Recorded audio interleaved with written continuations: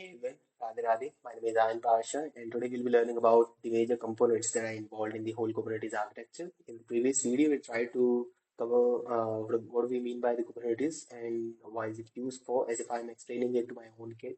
So in this particular video as well, I'll be explaining about the major components that are involved in the whole Kubernetes architecture.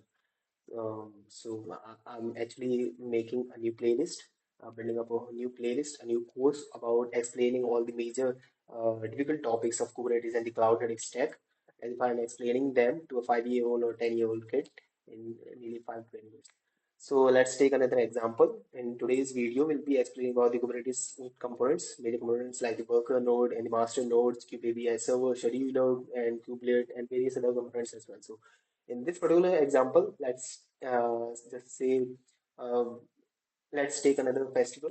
You know, I have 80% of the whole audience that are abroad, not Indian. So let's take some international festival. We recently had the Valentine's Week. So let's take the Valentine's Week. Let's say I have two kids, one son and the other one is daughter. And I'm the one who will be taking care of all the planning and orchestrating of all the events as well as all the processes as well that are actually being involved in the whole the planning of all these surprises and all these, the items that has to be handled, that has to be given to your mother. So all those items could be considered as the microservice, and different nodes can be considered as the different days of the whole Valentine week and the pods and can be considered as the various different components as well. So in this particular case, I'm the one who's making the whole decision. So I'll be considered as the master node in this particular case. Your mother is the cluster, the Kubernetes cluster, where all those outputs and the containers or the uh, items that are actually being produced or being taken from the market that has to be submitted or being gifted to your mother in this particular case. So let's just say the master node will be taking care of all of those actions that would be performed by you. In this case, the major work could be done by the son and his part. I can want daughter to do most of the things. So let's just consider that the son is the worker node. He'll be taking care of all the instructions, all the tasks that has to be done that have been given by me to him to perform all those particular tasks, to bring rose, chocolate, or any other kind of a gift that has to be brought from the market to be given to your mother. So on the master node is the my son is the worker node, and the when it comes to the router, then she will be the etcd server.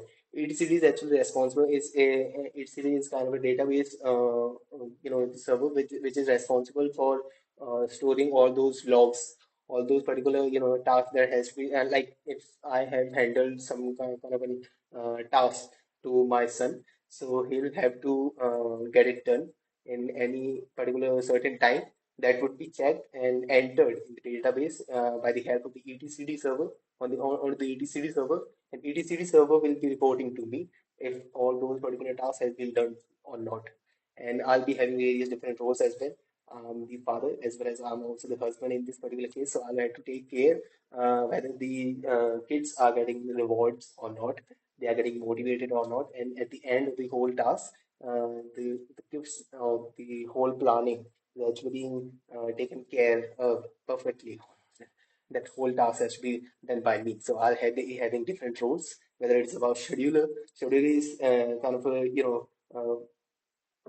a task or a kind of a component of the whole master node.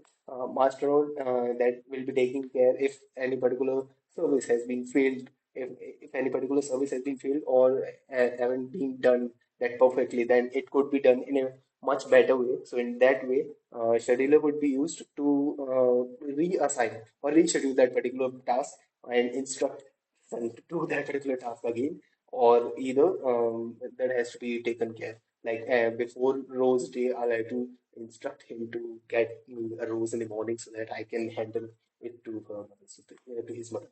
So that's the whole task of scheduler. On the other hand, I'll be having the Cube API server as well. Cube API server will be like kind of a component which will be responsible for maintaining the communication and connection between all the different components of the whole Kubernetes architecture. So I have to take care of both the kids as well, so that they don't fight in between or mess up the whole planning as well. So I'll have to take care of it. So the Cube API server will be responsible for handling all those particular tasks, reassigning and scheduling all the different tasks and processes, and like if any particular task has been failed in the middle of the whole process, then the etcd server will report that particular thing, that particular status of that process to me, and then I will either get it reassigned to the son by giving him or offering some kind of a reward to him, and also by giving some reward to the etcd server as well, to the daughter.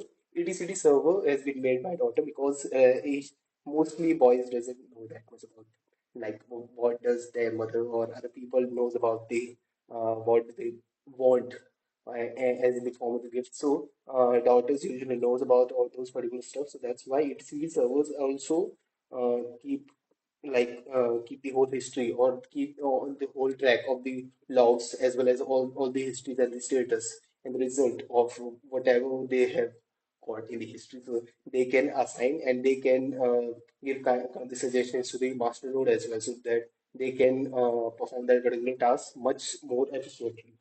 So in that way, etcd server would be considered as the daughter, as my daughter.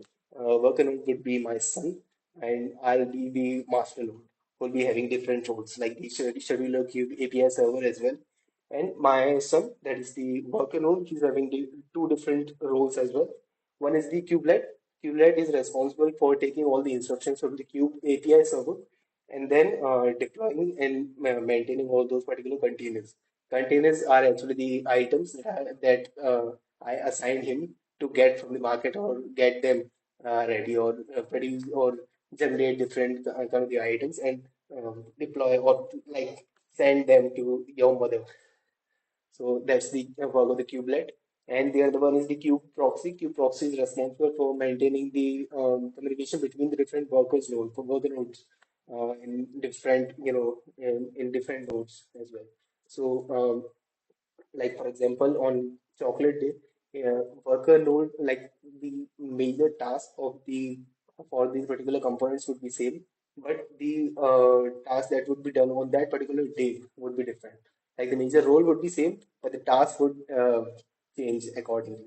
Like on one day you will have to get some chocolates, on the other hand, on the other day you'll have to get rose or teddy or some other kind of gift, whatever we have planned so far. So in this way, we can get the whole work done. And these are all the introductory components of the whole Cube API server and the master node or the worker node and various other components of the Kubernetes architecture as well. So that's the whole idea of Kubernetes architecture.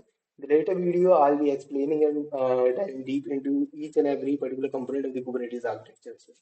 So yeah, that's it for this video. Thanks. Radhe Radhe. Jai Siya Ram.